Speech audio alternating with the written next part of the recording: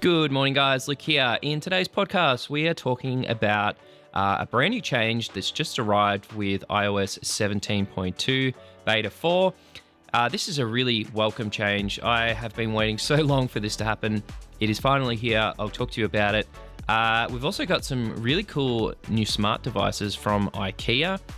Ikea they do some cool stuff with smart devices, I think. They've got a couple of new ones that have arrived today.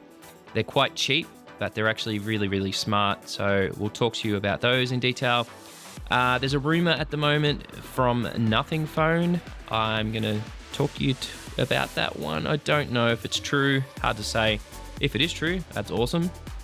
We'll talk about the Oppo Find N3, and it's just got a review from Phone Arena. I'll talk to you about my thoughts on that. And then there's some new updates on OnePlus 12. The OnePlus 12 is due to come out about a week away, 5th of December. So there's some new specs there. One of the specs I'm actually really surprised and interested to see. Hopefully it's true. But yeah, let's jump in, guys. Let's talk about this little change that's arrived today for iOS 17.2. All right, guys. So I got an alert this morning on Twitter. Somebody announced that with iOS 17.2 Beta 4, the default sounds on your iPhone can finally be changed. So just to give you a quick indication, if you go into settings and then sounds and haptics, and just towards the bottom, you've got calendar alerts, reminder alerts, and then default alerts. So if you click on default alerts, you can now actually change the default alert that you'll have on your iPhone. So this has been something I've wanted to change for such a long time. It's so annoying, like when you're out in public or, you're with friends or, I don't know, you're at home, like your family's all got iPhones, and there's an alert and you don't know whose phone it is because everybody's got the same stupid alert sound. Anyway, so I'm going to put my phone up to the mic here. And this is the default. It's called Rebound. This is the default alert for most people. And now you can go in and you can go into any of the current sounds that came through with iOS 17.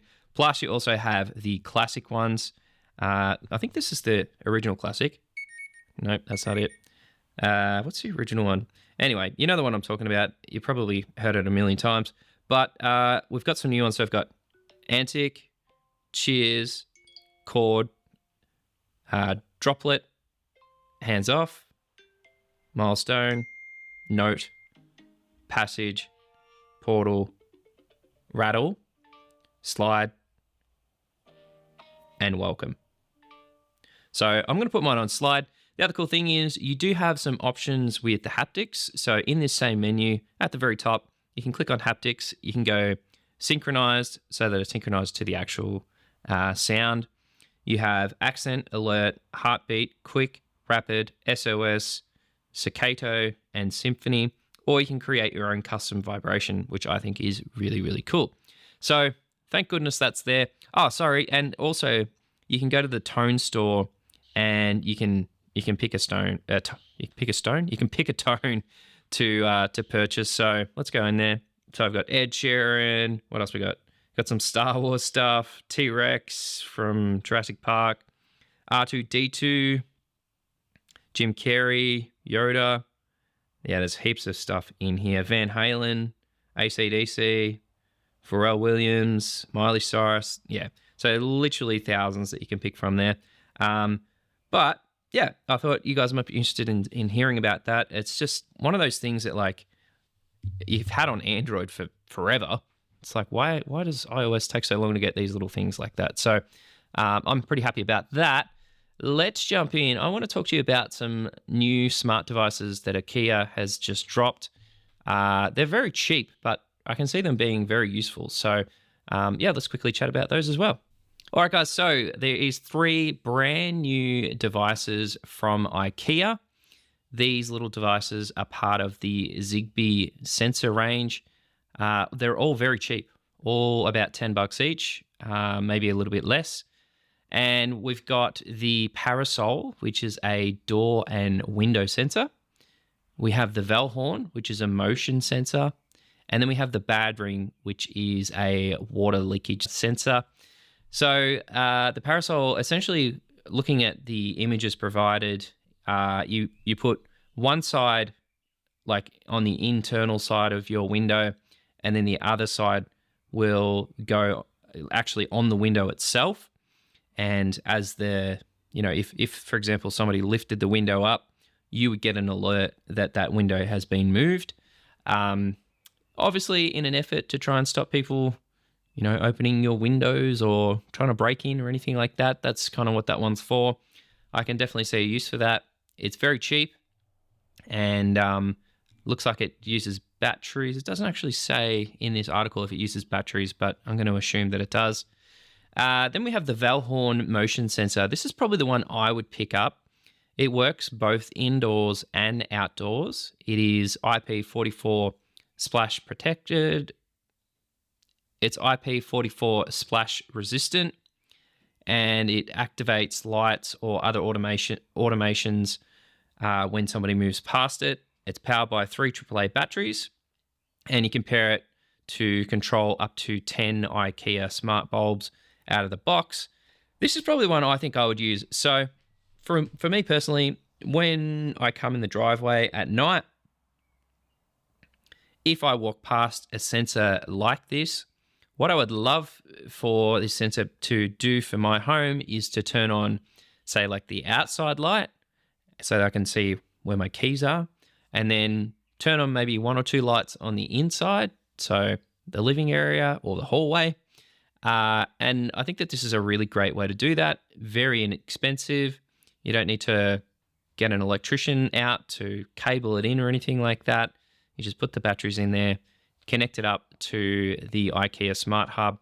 The thing to note about all of these devices is they're not currently connected through the Matter support system. So right now it is coming. Like if you read the article, Ikea has officially announced that it will support Matter, meaning you'll be able to connect all of your smart devices through that, but it's just not here yet.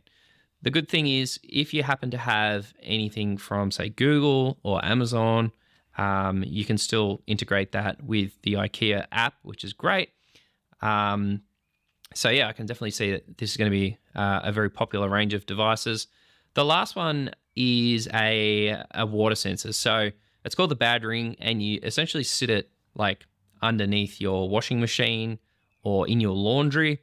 And if you're going away on a holiday, or maybe you own like an Airbnb and you want to know if there's any kind of water leakage in a particular room, this little device will let you know that.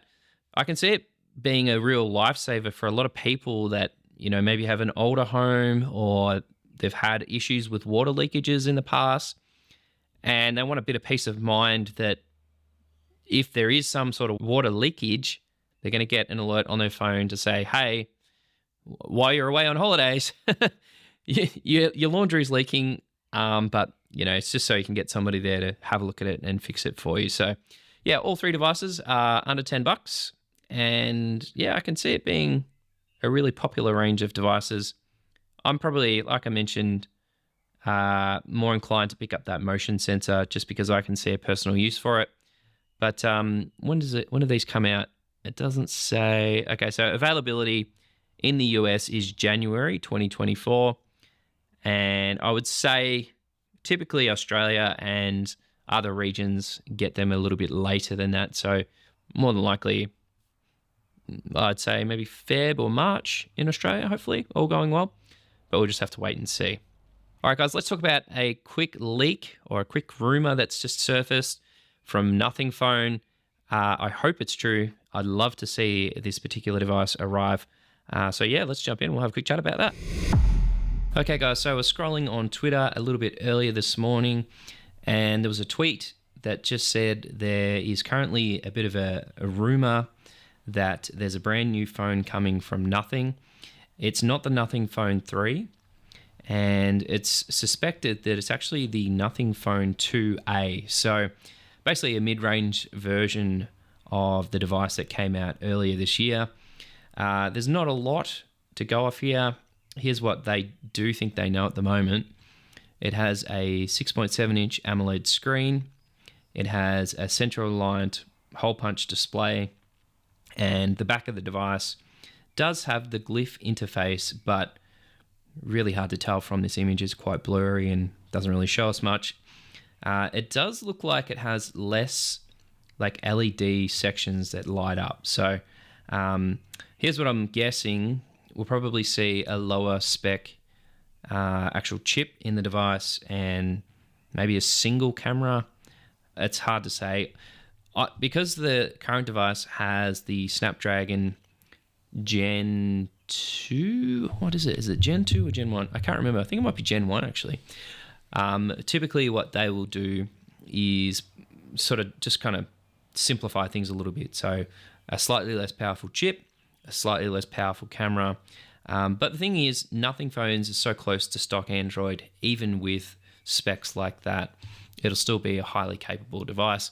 So mid-range devices are just getting so good nowadays. Like, I mean, you look at some of the devices that are coming out from Samsung, like the A model devices, and even like the Pixel devices. The Pixel 7a was an absolute cracking phone, pretty much as good as, if not better than, the Pixel 7. So if nothing kind of takes the formula they've already got and makes a phone that's $499, $599, I think it'd be very, very popular indeed. So guys, curious, I'll leave a poll on the podcast. Is this a device that you'd be interested in? Like, do you think the Nothing Phone 2 is a good phone? And if they take that same formula and make a cheaper device, is it something that you'd be interested in? I'll leave a poll on the podcast, guys. Let me know your thoughts. I'm very, very curious. All right, guys, let's quickly chat about the Oppo Find N3. It's just got a really good review from GSM Arena. I just want to share my thoughts on that. So yeah, let's jump in and we'll have a quick chat about that. All right, guys, let's talk about the Oppo Find N3. So the Find N2 was a really good folding device. A lot of people, like a lot of reviewers, gave it kind of like stellar reviews. It was different to all the other folding phones at that time from, say, Samsung and other manufacturers, in the fact that the form factor was a bit smaller and a bit more manageable. I actually quite like the form factor.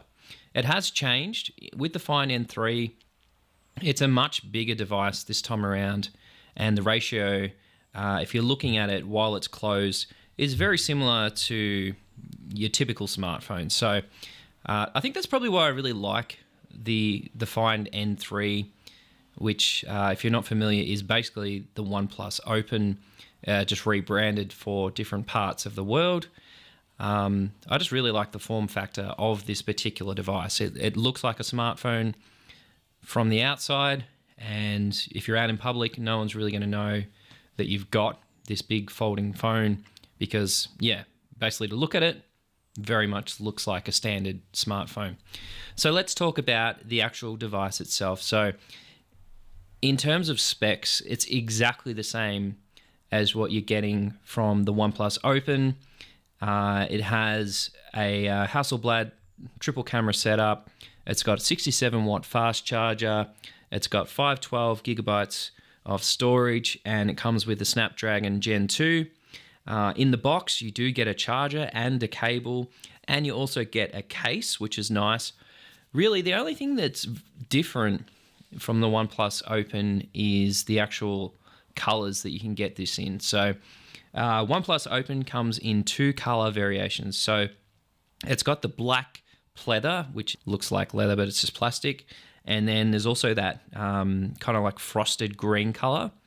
I like the frosted green better. With the Oppo Find N3, the unit that GSM Arena has is kind of like a champagne gold color. And there's also a couple of other color variations. A lot of them I don't really like, to be completely honest. Let me just bring it up so we can have a look at it. So yeah, I've got that really nice champagne gold color. There's the black, and I also seen a red variation. Maybe that's not available in other markets, but yeah, I've seen a red color. That might not be available just yet. That might have just been on Twitter that I've seen that. But yeah, like looking at this device, there's a lot going for it. Like they've got a lot of things right straight out of the box. Beautiful screens, excellent symmetry of the device, excellent camera setup from Hasselblad. I feel like it's the first time they've nailed the Hasselblad branding and got that camera technology perfect. Is it the perfect camera setup? Is it better than everything else on the market? No. But is it the best camera setup you can get in a folding phone? Yes, absolutely it is. It's better than what Samsung is doing. So with the camera technology, we have a 48 megapixel ultra wide. We've got the 64 megapixel periscope, and then we have the 48 megapixel ultra wide. So yeah, great setup. It's a pretty big camera bump. Like when you look at the phone, the back of the phone, it is pretty massive, but it definitely sets itself apart from the competition. I actually quite like the camera housing. Like there's a really nice gold ring that gives off a really nice effect. Like it's quite premium looking. It is pretty big though, but after watching a number of reviews for the OnePlus Open, everyone that has had this phone and spent time with it really likes the weight ratio. Like it's very balanced, and that is often quite understated when you pick up a new device. Like having good balance for the phone is really good. I appreciate that a lot. So yeah, this got a very, very good review from GSM Arena. The things I always look at is battery life. So battery life is quite good for a folding phone. It's got very good brightness. It's not as bright as like the new Pixel 8 Pro or anything like that. It does HDR10 and all that type of thing. GSM Arena recently changed their battery tests. It's a little bit different now, but I'll just give you a quick rundown. So you're getting up to 34 hours of phone calls off a full charge, 11 hours of web viewing, or what would you call it, web content, 14 hours of video playback, and up to 6 hours of gameplay. I actually think that's really good. For a folding phone, I think that's excellent. What's interesting is the Oppo Find N3 isn't quite as good as the OnePlus Open in some tests. So very, very close, but like the Oppo gets 11 hours of web browsing, whereas the OnePlus gets 12 hours, nearly 13 hours, 12 hours and 45 minutes. So it must just be the way that Oppo has configured their version of the software. But from a folding phone, that is excellent in my opinion. It's definitely the best battery life you're going to get on any folding phone at the moment. Unfortunately, you don't get any wireless charging. That's a real bummer. I use wireless charging for everything. I kind of wish they had have included that. I'm assuming we'll probably see that in the next iteration. But you do get a 67 watt fast charging brick in the box, which kind of makes up for it, right? Like, you know, a full charge is taking 40 minutes, which is very, very good. Yeah, it's definitely one of the fastest charging standards currently available. I think the fastest is Vivo. Theirs is like 100 watt. Oh, actually, no, it's on screen. It's 120 watt. So yeah, really good. So yeah, I just thought I'd share that with you. I really like the look of this phone, guys. It's you know, it's just such a nice looking phone. The fit and finish on it is excellent. And I'm just really happy that OnePlus and Oppo have just knocked it out of the park. So if you're looking for a folding phone and you can't get OnePlus in your region, the Oppo Find N3 is going to be the one that you want to look at. So it is expensive, guys. Just be aware of that. In Australia, we can get it, which is nice. To get it from JB Hi-Fi, you're looking at $2,600. Pretty expensive, to say the least. But yeah, I think if I was personally going to go out and buy a folding phone today, this would be the one that I would pick up. I just think it's just a really great device. Let's see how much it is from Oppo. I'm assuming it's probably the same. Yeah, 2600. Yeah, all right. Yeah, anyway, guys, let's move on to our final topic, which is the OnePlus 12. There's some updates happening there. All right, guys, so there's a great article over on phonearena.com, and they're just talking about everything they know about the OnePlus 12 at the moment, and just doing a comparison with the upcoming OnePlus 12 and the existing OnePlus 11. What's interesting is it hasn't really changed that much in terms of look and feel. We don't know for 100%, but these rumors are generally pretty accurate. So OnePlus 12 is expected to have the exact same 6.7-inch form factor. It will have the upgraded Snapdragon Gen 3 chip. It's going to have a brighter display, which I did expect because the Pixel 8 and other phones are getting these massively bright screens. So up to 2600 nits. It's expected that there'll be a new white color, plus we'll have the black and the green. The green looks different this time around. They have shared that on YouTube. It's got kind of a textured look to it. Looks a little bit like marble. I actually quite like it. It looks really good. Price-wise, apparently there might be a bump in price. Again, triple camera setup, but this time should be a slightly longer zoom range. There will be a high-res 3x 70mm periscope camera. Yeah, I'm not sure about that. I do hope that is there, but we'll just have to wait and see. The OnePlus 11 didn't have wireless charging, which they are going to rectify that. With the OnePlus 12, it's expected it's going to have 50-watt wireless charging, which is crazy fast. And in terms of actual physical charging speed with a cable, we're looking at 80 watt. Again, that's very good. Now, here's the kicker. Here's the thing I think that is going to be the selling point for this device. It's expected it's going to have a 5400 milliamp battery. So the OnePlus 11 had 5000 milliamp. This one's going to be 400 milliamp bigger. So that's definitely one of the biggest batteries that you can get in any 2023 smartphone. If that's true and they optimize that Snapdragon Gen 3, this thing is going to be an absolute battery monster. OnePlus, the last couple of iterations of their phone, generally do very well on battery tests. So having that 5400 milliamp hour battery is going to be massive in my opinion, because the new Snapdragon chips have already proven that they're very power efficient. This thing is going to be really good. Now, just to round it out, we do get the same 4 years of major OS updates. Again, that's excellent. But yeah, other than that, it's going to be pretty similar. There's not going to be a lot of physical changes.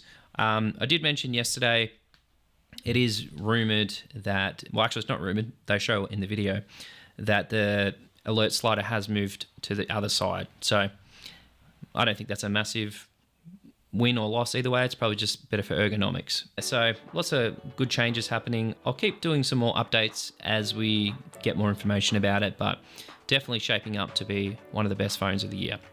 All right, guys, thanks for tuning in. I'll see you tomorrow. Cheers.